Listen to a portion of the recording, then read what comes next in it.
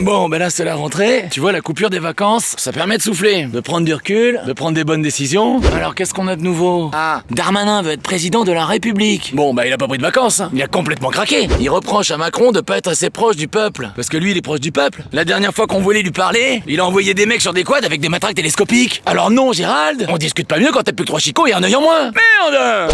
Après, je veux pas être mauvaise langue, hein. Ils en prennent des bonnes décisions. Macron, il a dit qu'il augmenterait jamais les impôts. Ça, c'est pas mal. Ah, Mediapart a révélé qu'en 2024, les impôts allaient augmenter. Après, je veux pas être mauvaise langue. Si ça permet d'améliorer la situation dans les hôpitaux, les écoles, les prisons, ah ben moi je suis pour. Ah, en 2024, il est prévu de diminuer les dépenses de santé et de recherche à l'emploi. Putain!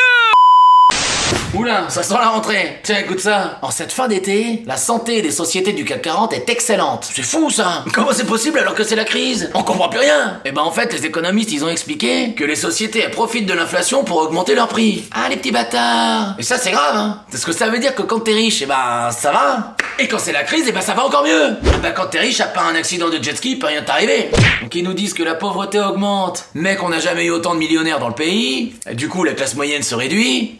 Techniquement parlant, on est en train de devenir un pays du tiers-monde. Oui, on avance, mais je suis pas sûr que ça soit dans la bonne direction.